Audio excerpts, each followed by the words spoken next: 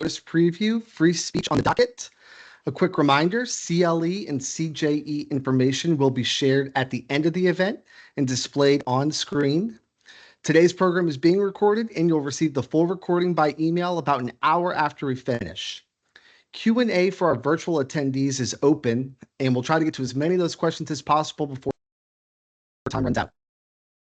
Reminder, we have tons of virtual events coming up, including our Frontiers webinars through our Institute of Law, Technology, and Innovation, and our Voting Rights and Equal Protections Clause event coming up through the Election Law Center. So now I'm pleased to introduce Dean O'Connor for some welcoming remarks. Well, hello, everyone. Welcome. I'm so glad to see so many students, faculty, staff, and members of the community here with us today. My name is Erin O'Connor. I am Dean here at FSU's College of Law. I'm told that we have more than 1,600 registered guests, either online or in person, for what is, I know, going to be a really exciting conversation about the Supreme Court's upcoming cases on the docket involving free speech. Today also marks the inaugural event of the FSU College of Law's First Amendment Clinic, which will officially open this coming spring 2026. It was created in collaboration with the FSU Institute for Governance and Civics and the Stanton Foundation. It's designed to provide students with hands-on, real-world experience while providing pro bono representation to individuals and organizations nationwide whose rights to free speech, religious freedom, freedom of association and assembly, or freedom of the press are at risk. This clinic, I know, will be strengthened by our nationally recognized number 16 constitutional law program. We've got amazing faculty here in constitutional law to support the clinic, and I believe that the richness of the clinic will dramatically support the educational program in general that we have here in constitutional law. It's also noteworthy that the First Amendment Clinic is the first of its kind in Florida. There's no other First Amendment clinic at a law school in Florida, and so we're proud to offer the very first here. To launch the clinic's first public event, we're honored to welcome a distinguished panel of constitutional litigators and scholars who will explore two of the most closely watched pending free speech cases headed to the U.S. Supreme Court this coming term: Childs versus Salazar and First Choice Women's Resource Centers versus Platkin. And I really appreciate you all for joining us today. It is now my pleasure to introduce Professor Denise Harley, Director of our First Amendment Clinic.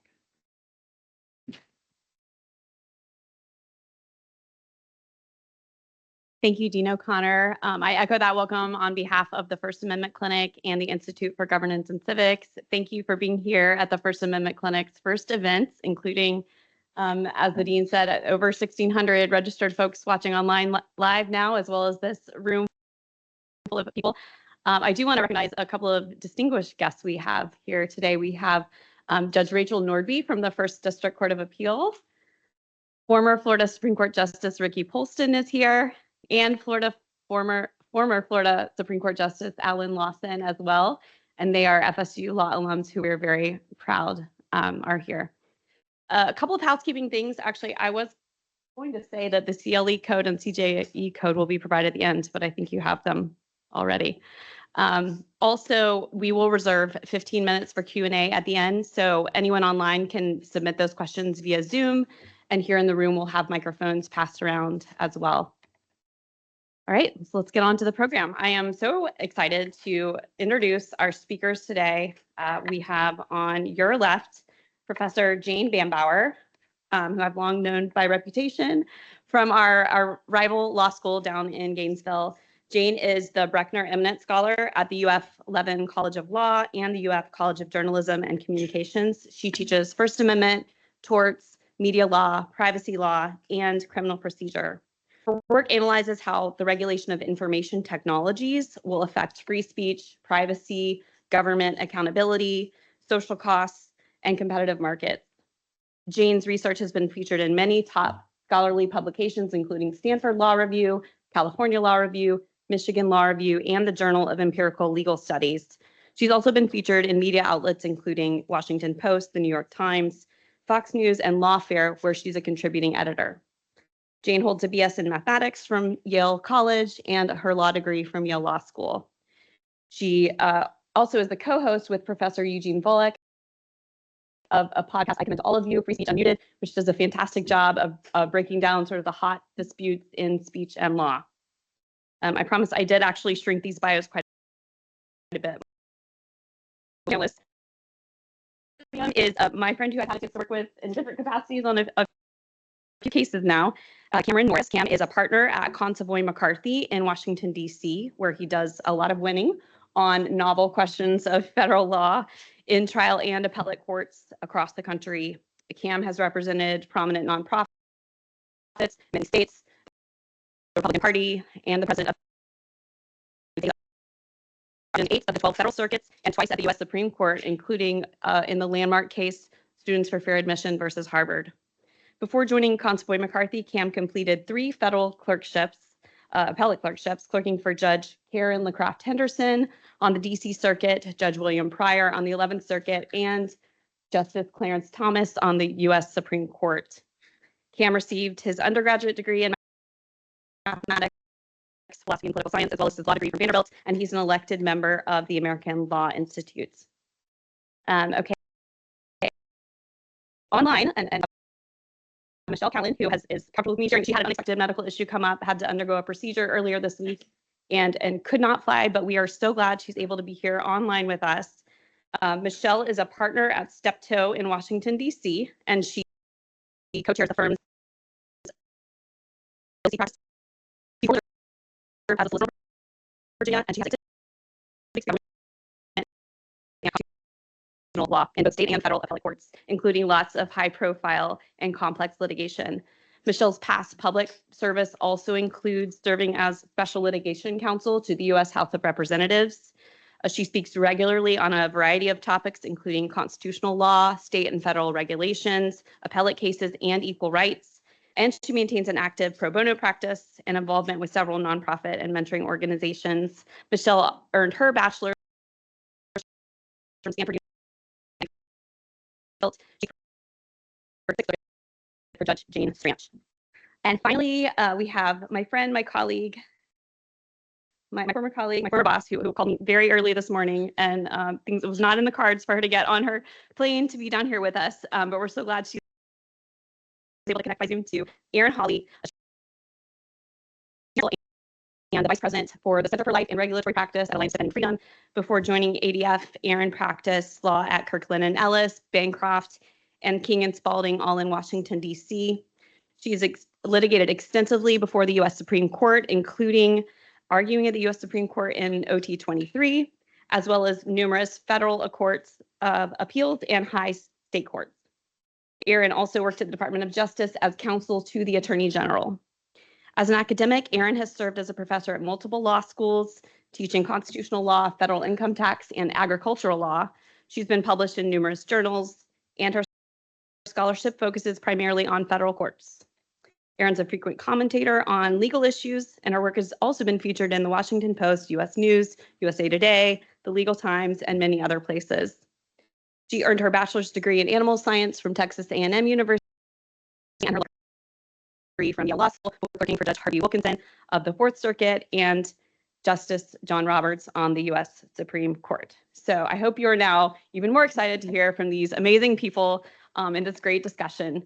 I'm going to take a seat over here so I'm not awkwardly standing in the middle, and we'll kick it off.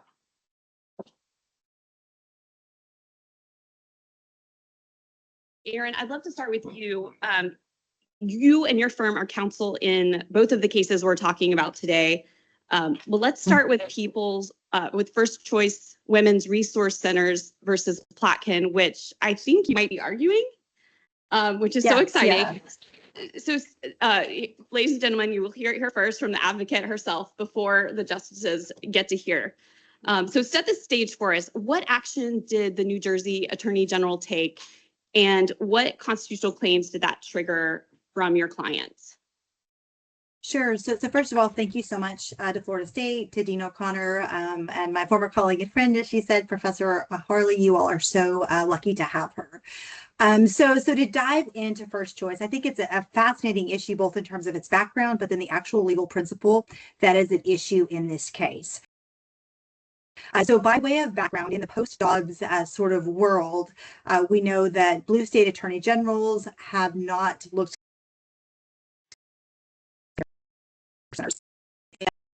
an open letter filed by 15 state attorney generals who accused pregnancy care centers of undertaking deceptive tactics.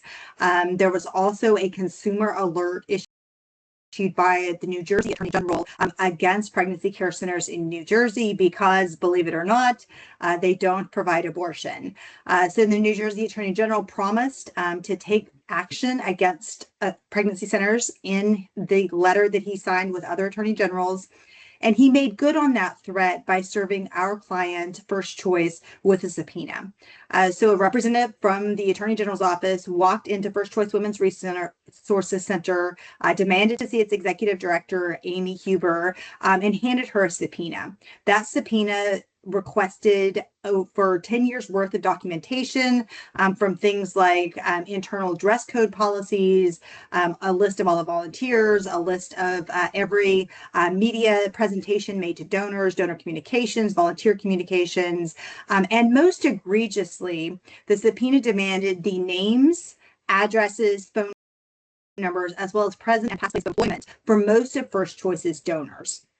So those of you that have taken First Amendment law know that donor information is usually protected. It's subject to something called exacting scrutiny under the Supreme Court precedent in Americans for Prosperity. So First Choice, with its speech and its right to association chilled by the subpoena, which on its face demands that First Choice comply within 30 days or else face contempt penalties. They filed suit in federal court, raising their First Amendment right to speech, First Amendment right to associate, as well as additional claims of like Fourth Amendment overbreadth. Thanks. And things got procedurally complicated from there, which I know you love, actually. So tell us about the jurisdictional challenges that your client faced when trying to attain relief in federal court on those constitutional claims.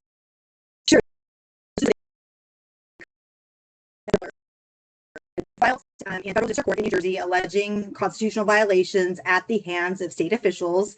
That's really bread and butter sort of Section 1983 litigation. Section 1983 was enacted by Congress in 1871 precisely so that individuals or organizations who suffer a constitutional violation at the hands of a state official have redress in federal court.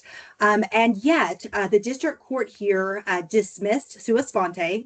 The Attorney General didn't even request it, but the district court dismissed First Choice, saying that its claim was not ripe because the state court had not yet enforced the state subpoena.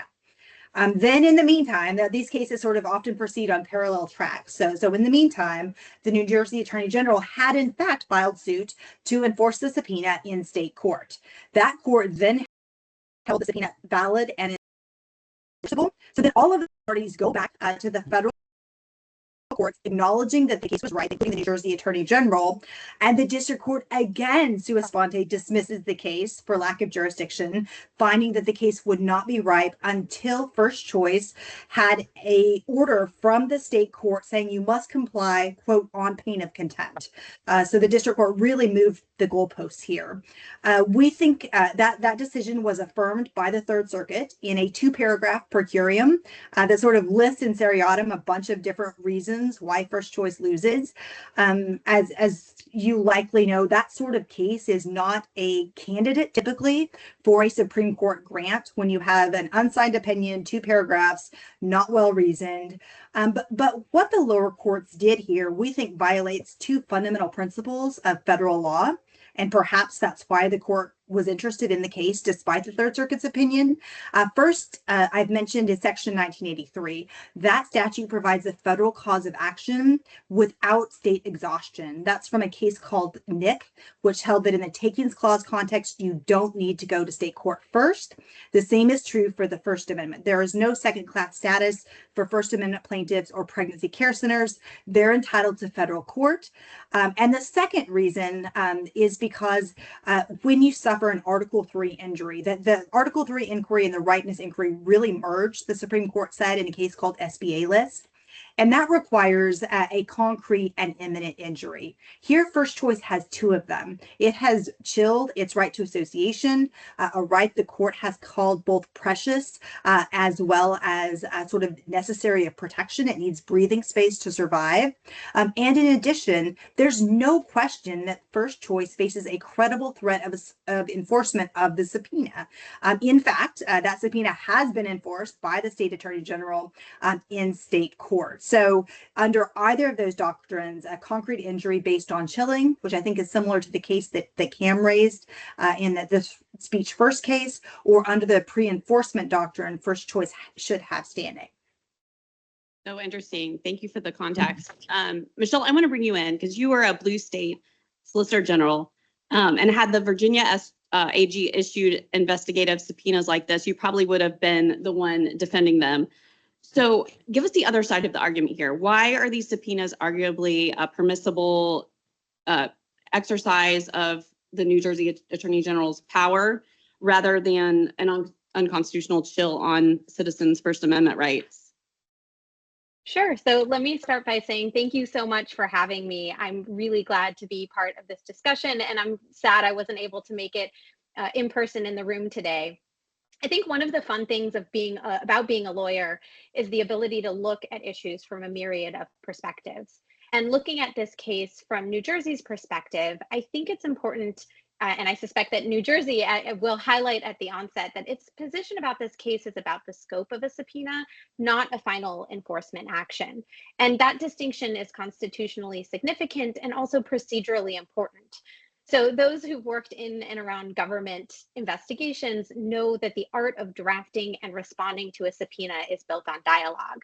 A subpoena is designed to initiate a process. They're a starting point for negotiations, and they're designed to open a conversation between the state or the other entity that promulgated the subpoena and the subject of the inquiry.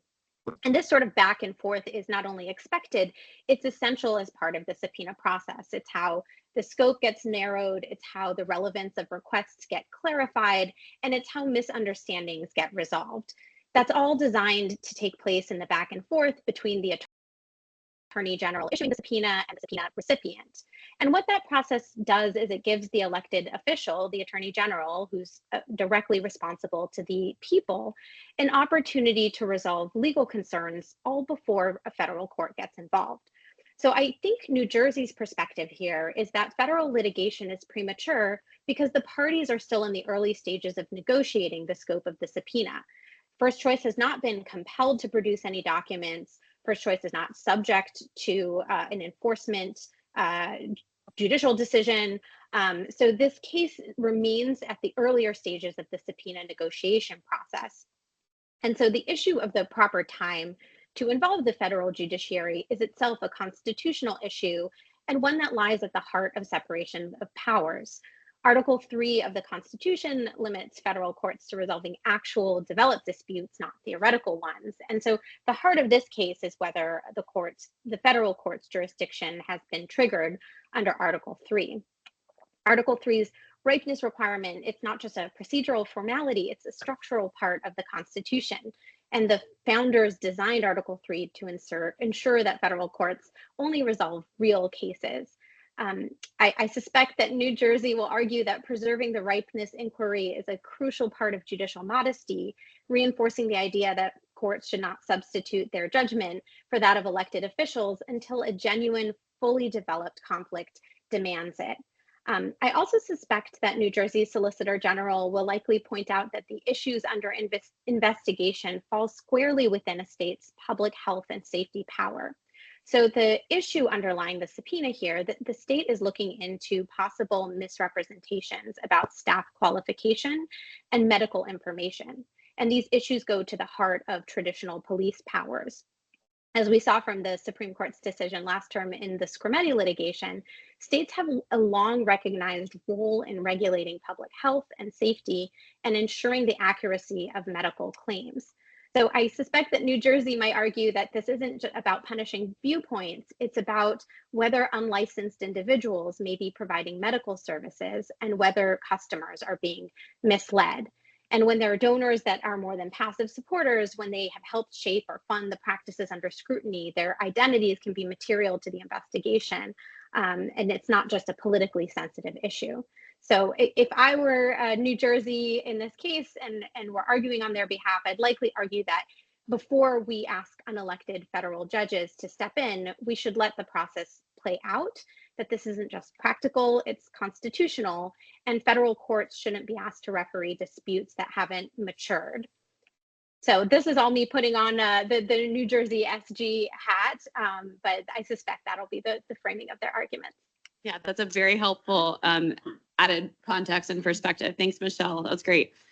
Jane, I want to bring you in because a lot of your scholarly work is on the intersection of First Amendment and privacy rights, as well as general constitutional principles surrounding data and third-party information. Tell us from an academic perspective, some of the questions, well, two things. One, some of the questions that you find interesting when you look at this case. And second, what do you think the Supreme Court's going to be looking at as it decides how and when parties can go about vindicating these rights? Yeah. So I am often writing about privacy and free speech when they are in tension, but this is a case where the free speech arguments and the privacy arguments kind of go hand in hand. And but it's not totally surprising to me because we could think of like a sort of triangle that is often in different forms of tension: privacy, free speech, and then if we add criminal law enforcement, those three will sometimes, any two of those three will sometimes be working in parallel and dovetail nicely against the third, and it sort of shifts around. And so, there is a genuine interest for the state in being able to investigate associations. Associations are yes, they are protected under the First Amendment, but they're also, I've described them as the sort of awkward cousin or something in the 5 constitutional rights, because associations also they don't just speak to each other and ally with each other, they also do things in the world. And so there has always been a little bit of tension and nervousness when courts are trying to articulate the full extent of the rights that you have to freely associate with other people with whom you are engaging in order to make something happen or do something in the world. And so law enforcement needs some kind of ability through subpoenas or other process to peek into, to have access to information when an association might be engaged in something that's illegal. On the other hand, of course, the countervailing interests here are quite strong. I was struck by how similar some of these facts were to the NAACP cases that that Erin's brief cites. Well, one of them in particular, I think it's the X. Rel. Patterson one, involves an Alabama state law that tried to get access to the membership lists for the NAACP. And one reason that the Supreme Court ultimately, this is one of those cases that went up and down lots of times, but ultimately the Supreme Court thought that the interests of the association were very strong, in part because the risk of chill was not just theoretical and absolute. There were facts that suggested that the state's interest in this particular access to information were somewhat weak or speculative in terms of the benefits that it would have for society, and that the risks of third-party violence were quite high. And I noticed that the factual sort of statement in this case made sure to include some examples where the petitioner's staff or other pregnancy center staff had indeed been victims of criminal offenses. So I don't want to give my guess on what the court will do with the sort of procedural issues. My sense there, though, is there really is an issue. Once a subpoena is served, there is at least some potential for chill. So I think they probably have, the court probably has the leeway to craft a rule in either direction. Okay. Cam, you filed a cert petition in a First Amendment case last term that I think Erin mentioned earlier, and it involved the chilling of speech. That was the speech first case that was involve the bias response teams at universities and when and whether students have standing to challenge those. So that case turned in large part on this concept of an objective chill.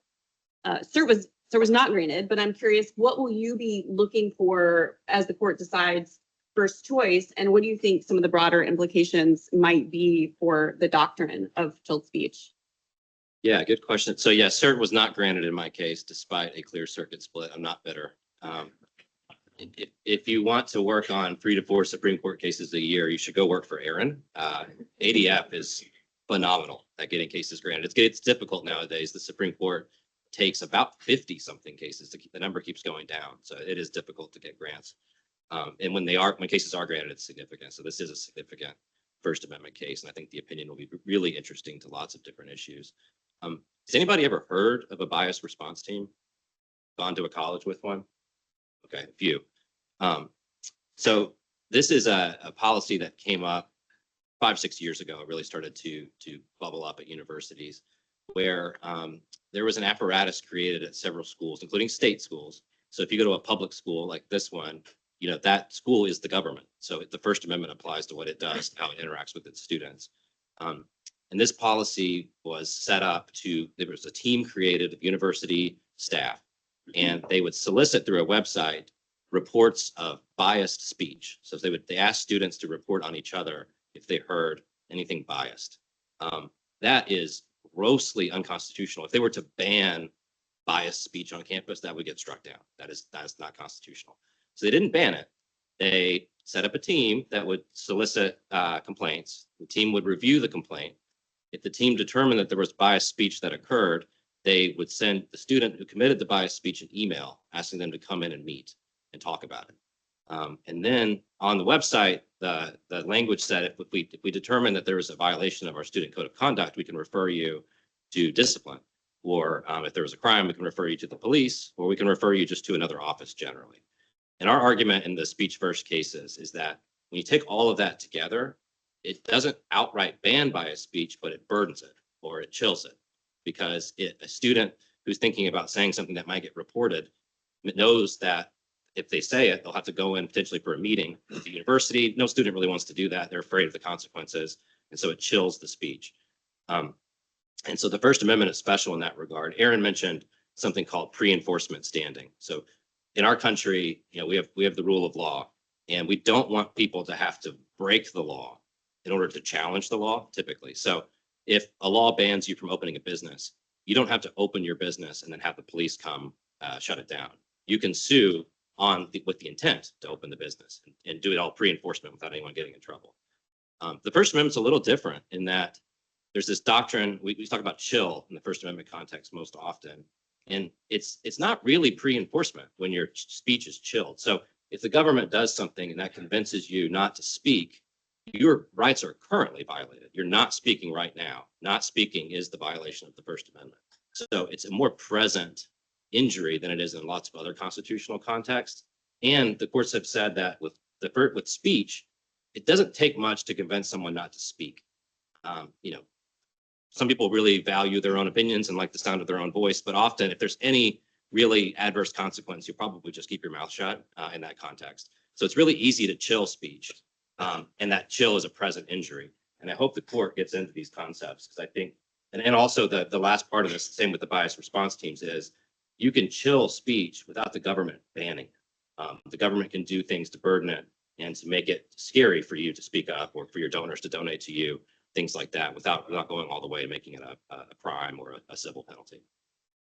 Great. Jane, did you want to add something? Yes. I think one issue that's not squarely teed up in this case, but that I think is lurking in the background, has to do with the fact there is one distinction between this case and the bias response example, which is that at least everything that was expressed in New Jersey was sort of viewpoint neutral. Unlike if there's a bias response team, the word bias is right at its name, and so it's sort of it's out in terms of it taking a position on a viewpoint.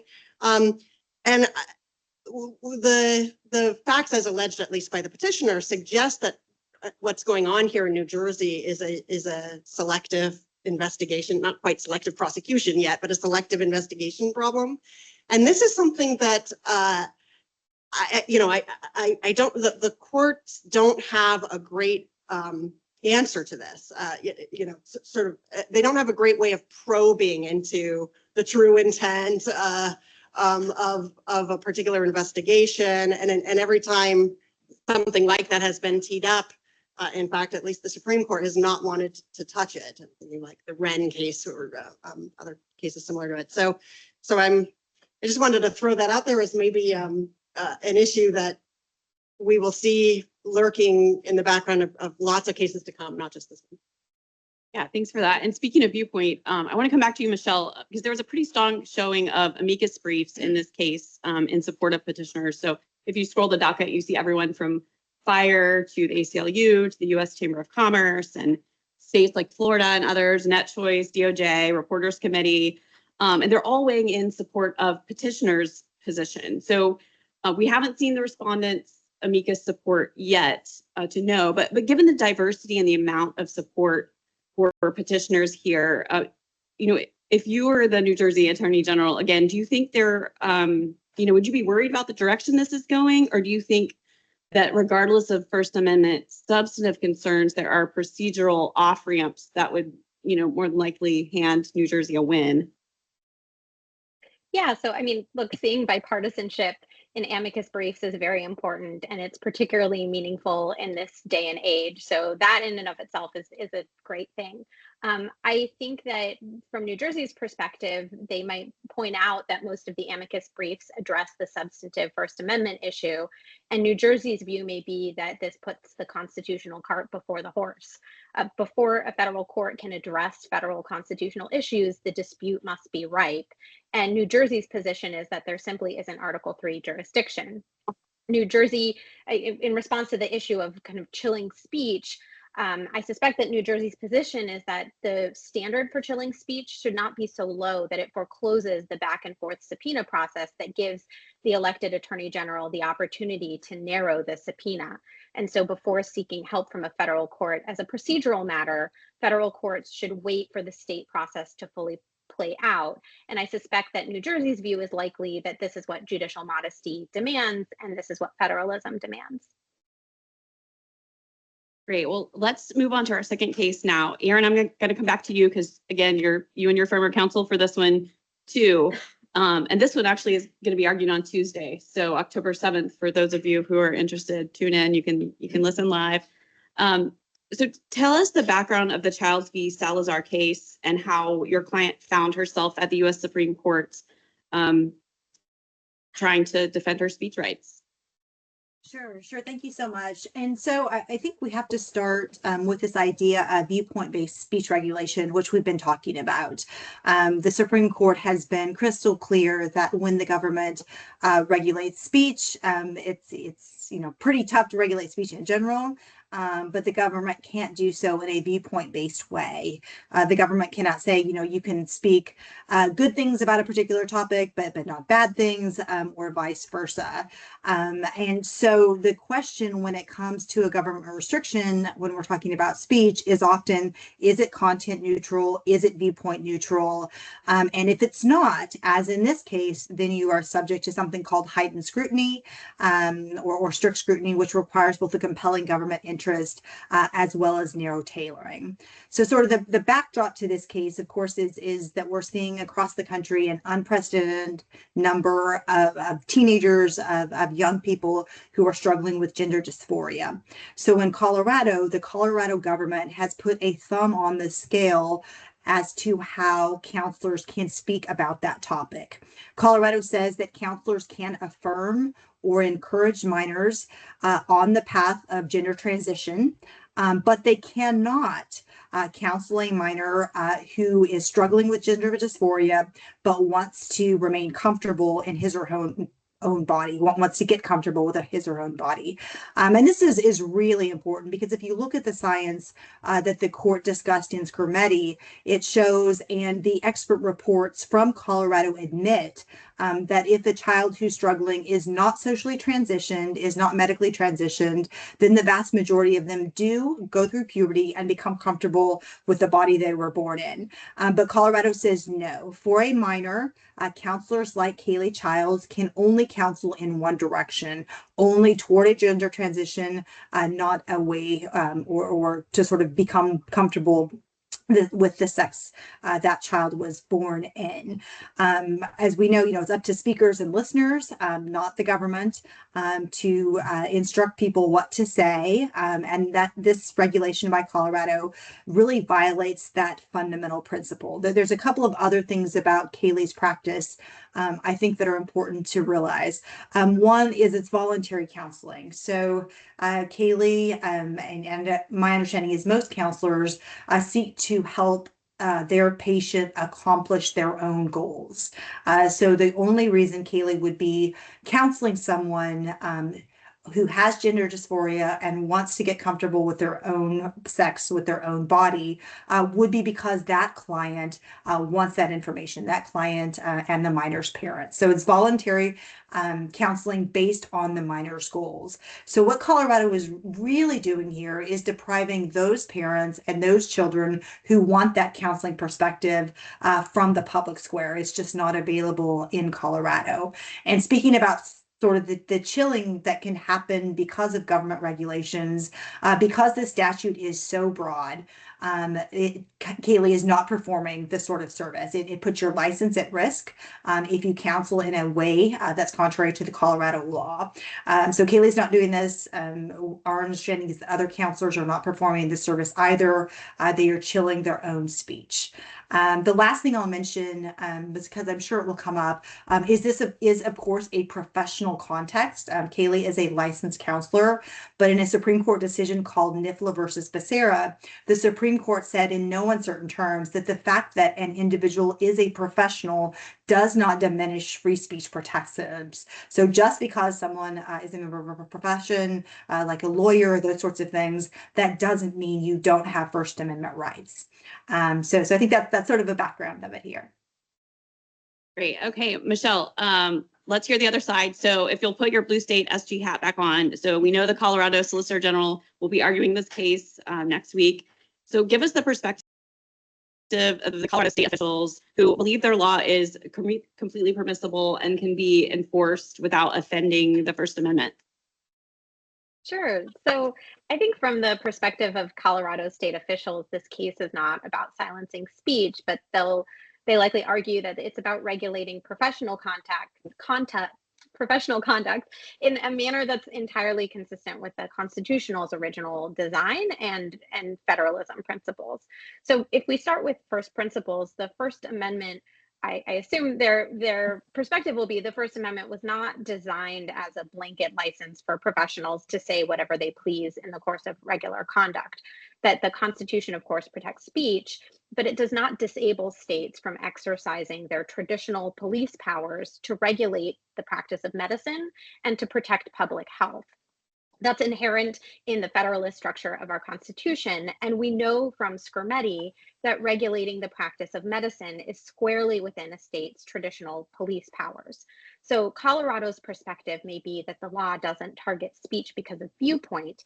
It regulates a specific therapeutic practice within that state that in its sovereign judgment, Colorado has deemed to be harmful, and that is squarely within the state's traditional role of regulating health and safety. So putting on Colorado's SG's hat, I suspect that they'll argue to the court that this is not a law aimed at dinner table conversations or sermons, but it applies to licensed professionals acting in their professional capacity, subject to standards of care and ethical obligations that are at their apex when a state is regulating health and public safety. And so Colorado is not punishing ideas, it's setting the boundaries for what constitutes safe and ethical medical practice. And that's a line that the Constitution permits the states to draw. So I think from Colorado's vantage point, this law is not only permissible, it's constitutionally sound, textually grounded, and structurally necessary to preserve the balance between individual liberty and the state's duty to protect its citizens. All right, now, Jane, you've written quite a bit about how courts have struggled in First Amendment cases to draw the line of where speech is protected particularly in the commercial context or in the regulation of the medical profession. So, for example, in areas of junk science or where the state thinks that speech is harmful or false or bad for consumers, courts have given quite a bit of leeway to state actors to regulate advertising, for example. So give us some of your thoughts on how the analysis should play out in terms of this professional speech. Should the court be looking at whether it's risky or whether it's true or commercial, or is this a pure free speech analysis? What do you think? Yeah, good. No, so unlike the last case where I was a bit fluffy in my analysis, this one I actually have sort of a strong point of view for how I think this should play out. So, but before I lay it out, I actually want to present everyone with a couple of polls. We won't do them. I won't make you actually answer, but in your head, I want you to think through a couple things, because when facts like these come to the Supreme Court, people are thinking about the sort of highly contested specific area like transgender medicine or sexual orientation change. And so I like cabining. I like reminding everyone that their ox can be gored by the same rules. So let me give you, okay, poll one is, first think, is it true that when Colorado regulates or bans talk therapy with the goal of trying to encourage their patients to desist or to change their sexual orientation, would that be the regulation of speech? Okay, so that's this case. Now I want you to ask, when Florida attempted to ban doctors from asking their patients whether they have guns in the house, their pediatric patients, whether there are guns in the household, was that the relationship? Was that the regulation of speech? Right, so I know those aren't exactly the same, but you can see the tension. I tried to pick, one on each side. Okay, second poll, and then I'll string it together. If I told you that lots of studies show that clients who undergo sexual orientation change therapy are 2 times more likely to suffer from suicidal ideation, does that mean that the change therapy is harmful? That's question one. Question two is, if I told you that many studies show that women who get an abortion are 2 times more likely to suffer from suicidal ideation than women who bring their unexpected pregnancy to term, does that mean that abortion causes depression and psychiatric health problems? Okay, so now that we've had that cabined, on the question of whether the state here is regulating speech or conduct, I'm really quite sure that the Supreme Court will have to say that it's regulating speech. I don't think, I agree basically with the dissenting opinion and the petitioners here that you can't characterize what is a speaker, a willing speaker and a willing listener talking to each other as conduct and just by labeling it that way, insist that that's how it is. Now I get though that I will get to the issue of like, we do want doctors to actually be giving good advice and to be giving good treatment. But the fact that therapy is effective doesn't mean that it's not speech. These are not spells being cast, right? This is still a conversation that has an effect on a listener. And so just as I would say that when, so the Florida example I gave, that was a case where the 11th Circuit struck down the statute that tried to ban doctors from asking about gun ownership. And, the state could have said, hey, we're not regulating speech here. We're just regulating the examination of the patient. No, that's, by the asking a question is still asking a question, even when it happens inside a doctor's office. However, we do recognize that a therapist is different from like when you're having a conversation with a bartender, right? We do want the state to be able to regulate some minimum level of competence.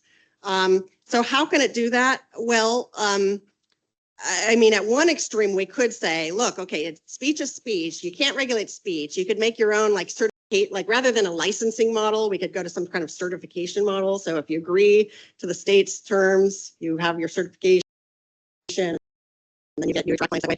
I don't even think that's necessary. I think the state does have a freer hand.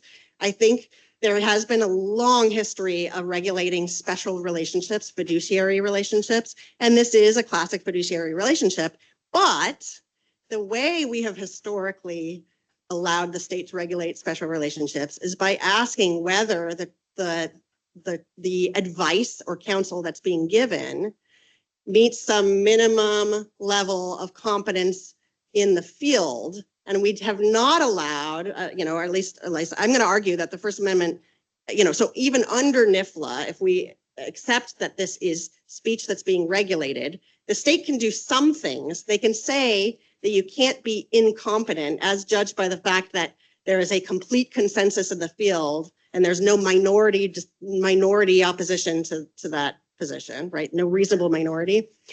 What they can't do, though, is take something that might be a majority opinion in the field, but insist that it is a complete consensus view.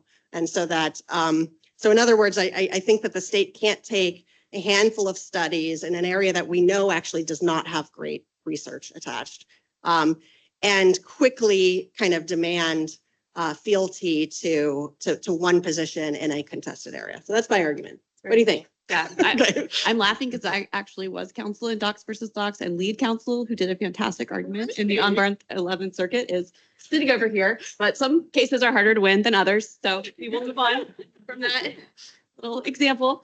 Sorry to give you some PTSD there. So Kim, your firm filed an amicus brief in support of petitioners in this case, and actually your firm runs the Supreme Court clinic at George Mason Law School, which is, I think, is fantastic. Yay clinics. In that brief, your firm and your amicus client argued that there's a special risk with these professional speech regulations that states are going to target or unfairly burden certain speakers that they are hostile towards. So unpack that argument a bit for us and how you think it fits into the First Amendment analysis. Yeah, so I was actually a law clerk at the en banc argument in Glocks versus Doc.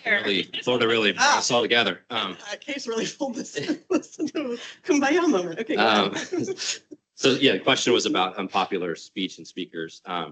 It reminds me, Justice Barrett just put out a book, and there's an excerpt I saw from the book where she said in free speech cases, she will take the speech or the speaker and flip it. If it's something that she's sympathetic to, she'll make it unsympathetic. And if it's something that she's unsympathetic to in her personal view, she'll make them sympathetic. So I think we could all probably should agree that the First Amendment should be neutral based on how it applies to the speakers in speech.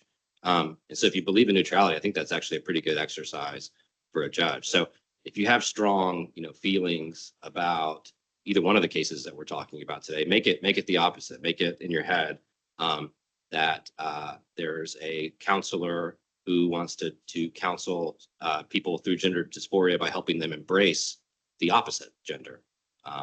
Can the state of Texas ban that? That would be the consequence if the state of Colorado can ban this. Or what if Tennessee was sending subpoenas to abortion clinics and demanding information about their donors because they didn't want people to be funding abortion clinics? That's the opposite of the first case. I think that is a good way to check yourself. And I think it works. It's built into the doctrine because we don't need a First Amendment to protect speech that the majority finds to be acceptable. You only need the First Amendment when someone in power finds the speech to be unacceptable and wants to silence it. So the impulse of almost every censor is the thing that you want to say is so wrong and so bad, it's going to harm people and I have to stop it. That's always the impulse of the censor. And it's one that the First Amendment doctrine that's been created by the Supreme Court requires us as a country to check ourselves on. That we don't have that much confidence that your views are the right views, such that all contrary views should be banned. There's lots of lessons in history where the prevailing medical consensus was one thing. Fast forward 100 years, that's now seen as crazy because people were allowed to debate and speak and have different views on these things. I think it's important. Appreciate that. Jane, I want to come back to you. So your podcast co-host, Professor Volokh, filed an amicus brief also in this case on behalf of himself and in support of neither party. And he focused on the concept of speech integral to illegal conduct, which he thinks the 10th Circuit got wrong below. But he doesn't take a position on what sorts of restrictions are permissible. So where do you see the crux of the First Amendment arguments in terms of speech versus conduct? Is like a speech versus speech conduct continuum, or are there exceptions to speech because they're integral to criminal conduct? Elaborate on that a little bit for us.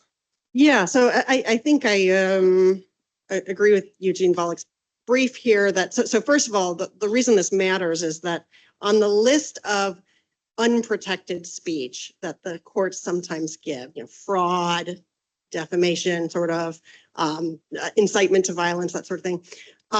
They sometimes, not always, but sometimes list speech integral to criminal conduct or integral to illegal conduct. And yet there isn't like a core case. There's no Chaplinsky, or there's no like key case that tells us exactly what that means. And the closest one still leaves some vagueness. So so Eugene's brief argues, though, that both by a matter of logic and precedent, if you're going to say that this speech isn't protected because it is sort of incident or integral or part of the process of engaging in illegal conduct, there needs to be some separate illegal conduct. You can't bootstrap the speech to itself to say that it is integral to this thing that's illegal that is also the same speech. And so in this case, obviously, if you imagine how that would have to work in a case like this, what you'd have to say is, I don't know, something like someone deciding to change their sexual orientation at all or their gender identity at all is, if that's illegal, then sure, the speech that tries to induce it would be illegal. But obviously that endpoint or that end result is not that's not illegal in itself. It is the therapeutic conversation that here is being challenged. And so on the broader question, it is extremely important to draw a line between speech and conduct. Some people describe it as a continuum, and you sort of look at the kind of interests involved and sort of do a weighing balance to know where you are on that continuum. I really don't, I don't subscribe to that. I don't think that that's, first of all, how the courts have operated so far.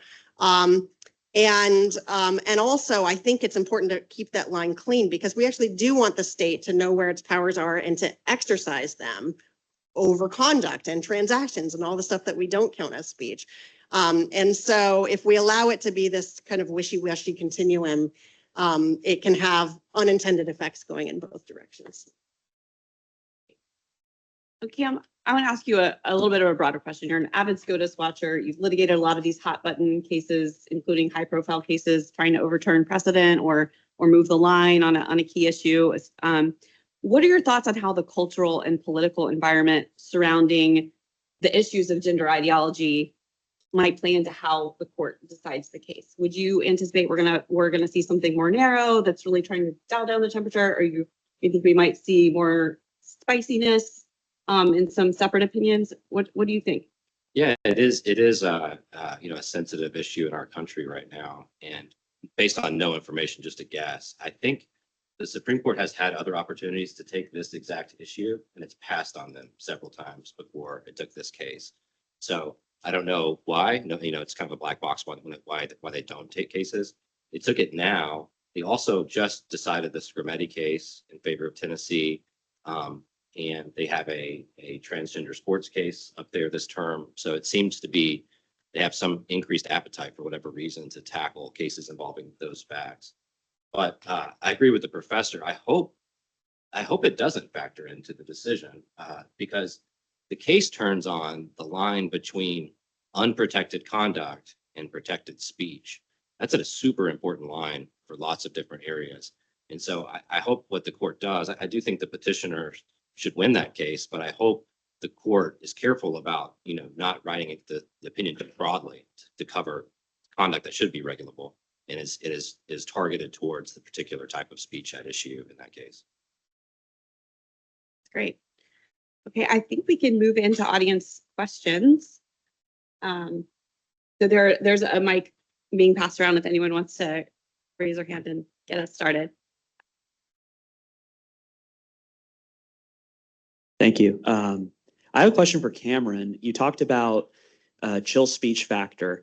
One thing that I've been following recently is the Trump administration's executive order about flag burning.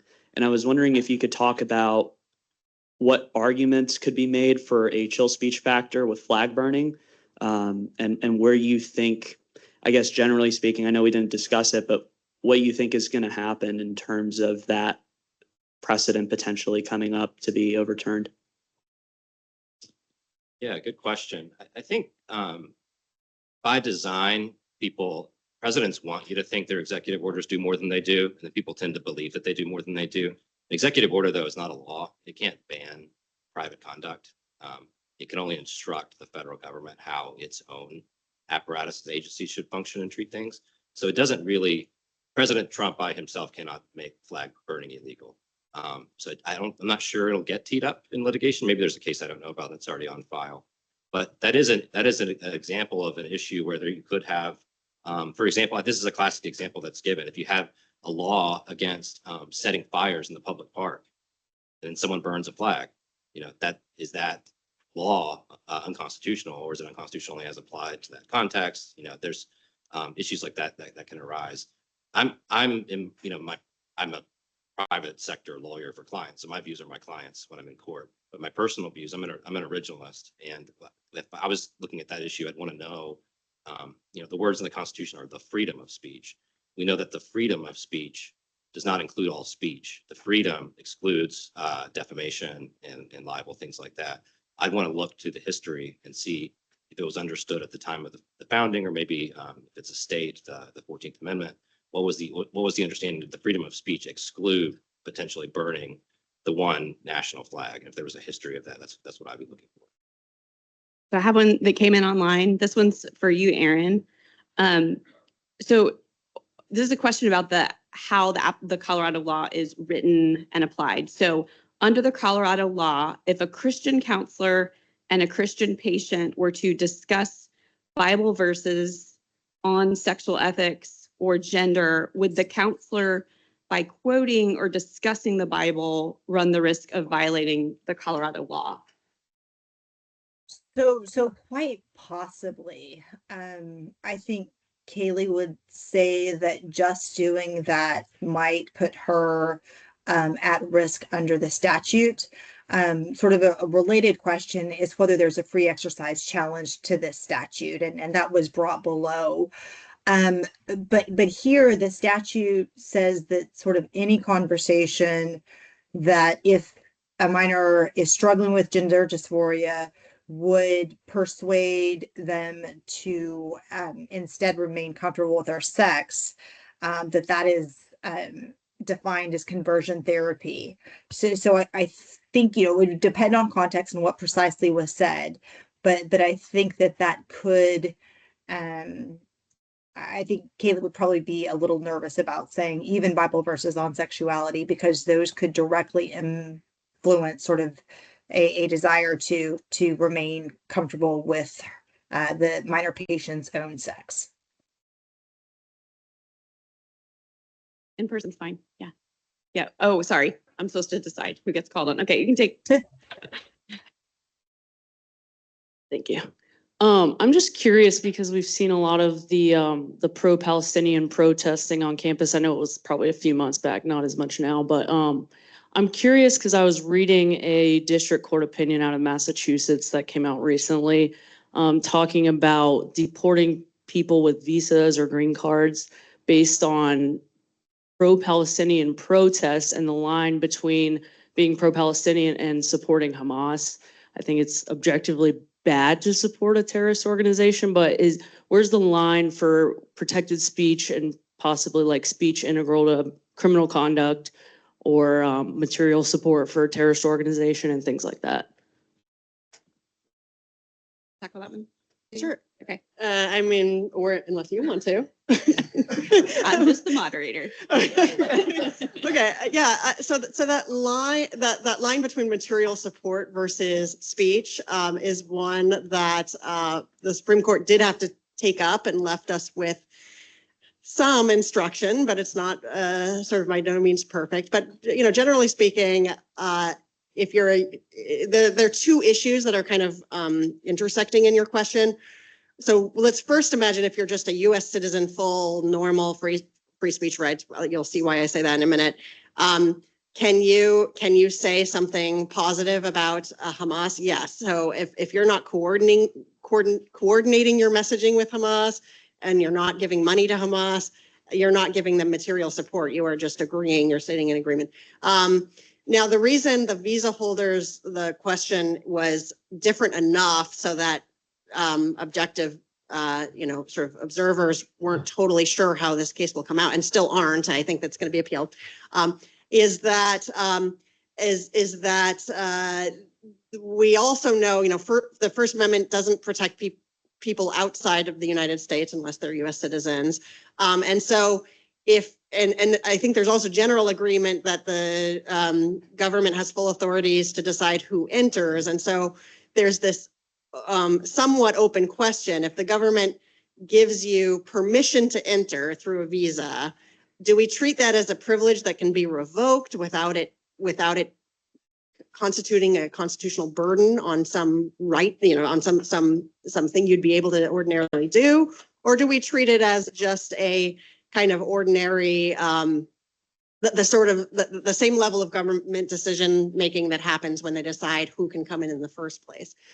So that the district court took the position that I personally prefer, which is that no, there really is a difference. Once you're here on a visa, you get some broader protections, just like everyone else does.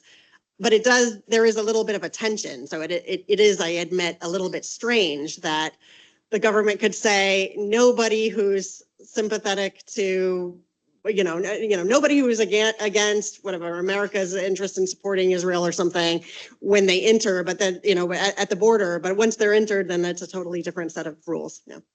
Anyone want to add to that? We have enough hands. Okay, sorry. No, perfect. Okay, do we have this one down here? Yellow.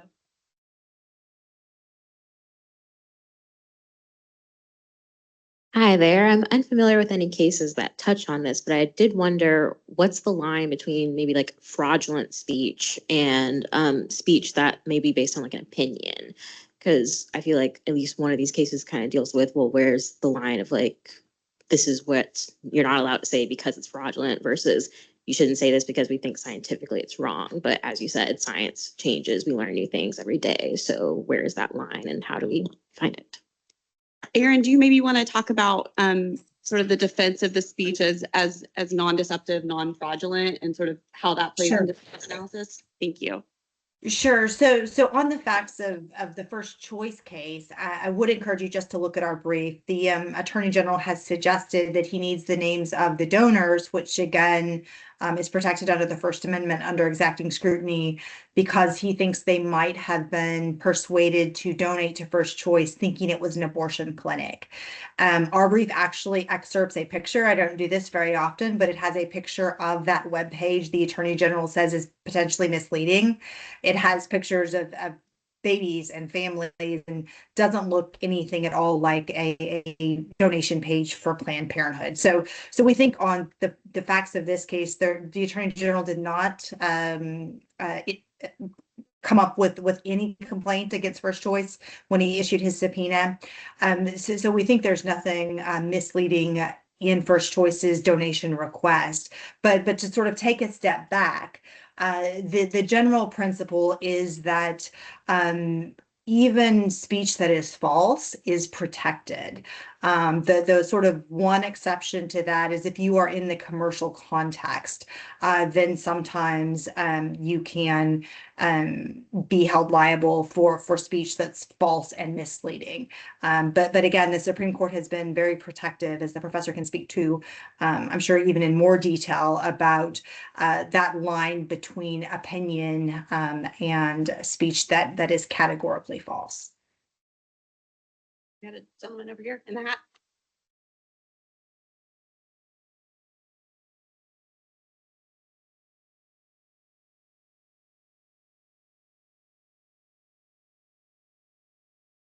It's okay. I guess my question is more about the child Salazar case. So it seems to be a question of whether I want to know if there's a precedent on regulating doctoral professional speech as to what kind of advice they can give. I know you mentioned fiduciary speech can be regulated, but I want to know if that applies to professional advice. And also, does that extend, for example, to doctors who provide advice about abortion? Yeah, so the closest case, it is remarkable, I think, that the Supreme Court has not had their professional speech case. I mean, the closest is this NIFLA case that was referenced, where they said there is no special professional speech doctrine, but the facts of that case teed up something that's a little different from the core question of whether the state can regulate the types of advice that professionals are giving for competence, for competence reasons. So I think this is the case where we are going to get the doctrine of professional speech. And I should say, I said, fiduciary relationships and speech that's attendant to that has been regulated, but it hasn't been explicitly protected, nor has it been explicitly, named as an exception to the First Amendment. So that's why I think we're a little bit in uncharted territory on the advice and, and that, yes, it's going to affect lawyers. It's going to affect doctors outside. I mean, obviously when they're doing some sort of physical intervention, that's all conduct, but it's going to affect doctor diagnosis. Diagnosis is speech, right? And advice. So.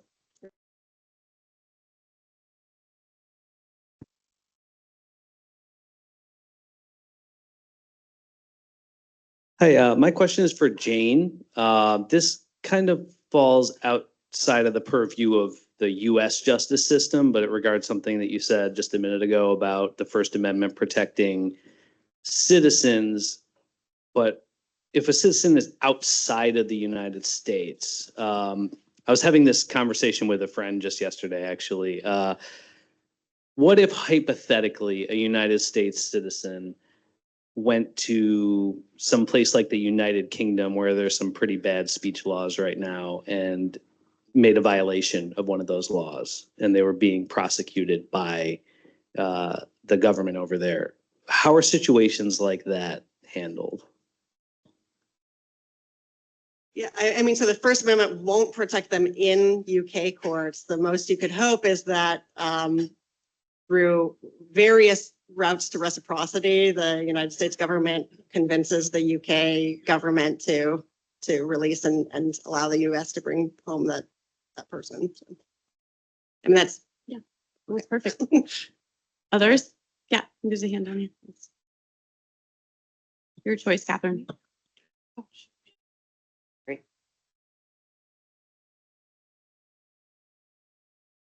So now that Google and really YouTube has admitted that it censored people for questioning the 2020 election and for questioning the COVID narrative at the direction of the Biden administration, what do you think is the likelihood that anyone from that administration who was involved in that will face any consequences?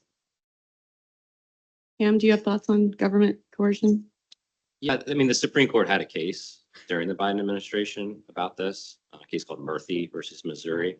And the case faltered on Article 3 standing, that the plaintiffs there, I think including a state, couldn't prove that it was, as a forward-looking matter, likely enough that they would be sort of censored or that their social media platforms would be pressured by the government to censor them again.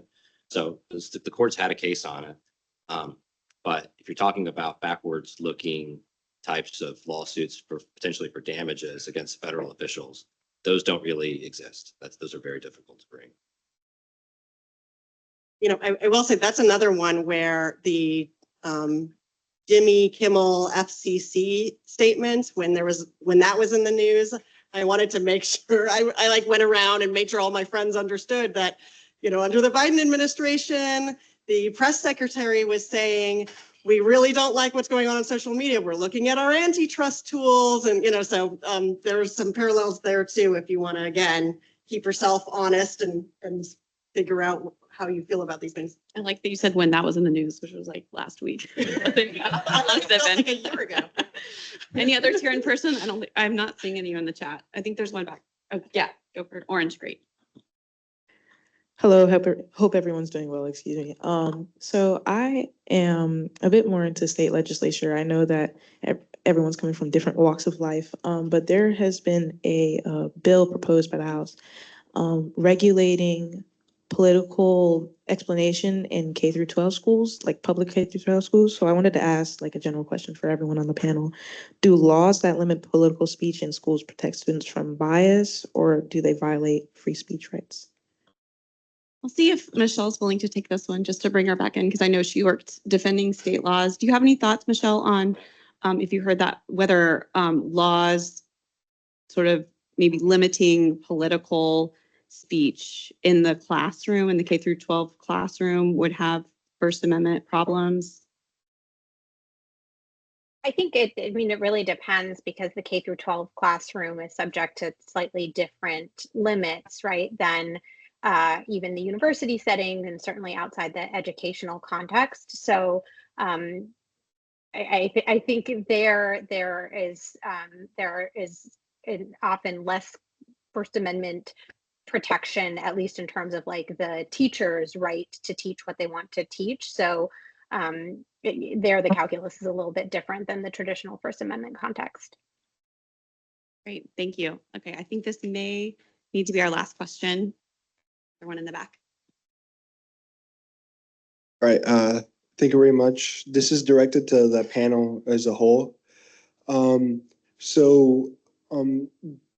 Going back to the chilling of speech idea, what is the panel's opinion on the recent memorandum by the Trump administration and SPM 7, which puts, I'm quoting here, anti-Americanism, anti-capitalism, anti-Christianity, support for overthrow of the US government, along with a variety of different categories as designators of possible terrorism. So. Very specific question, which I will maybe direct to Kim. Have you seen this memo? Do you have any I don't know what you're talking about, fortunately. Okay. It's kind of hard to know maybe without. Is it in the context of education? This is like released on September 25, 2025. It is a presidential memoranda released by the Trump administration related to basically counting a wide variety of different speeches towards law enforcement organizations as possible signifiers of terrorism. So.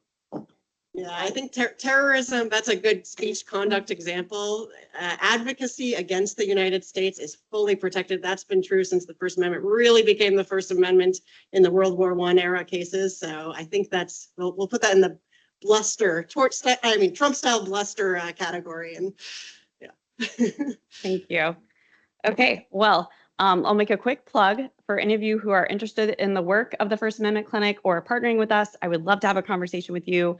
We welcome co-counsel, we welcome case referrals, we welcome supporters, sponsors for our events, or donors to help our students and our clients do the great work we're going to be doing here. And also, I will share with you the CLE codes. Oh, there they are. There they are. Just in case you can't see them, the CLE for this is 250-956-19, 250-956-1N, excuse me, it's in Florida. And then the CJE is 25-113. Thank you again for the fantastic turnout and participation, and please thank our fantastic panelists with me.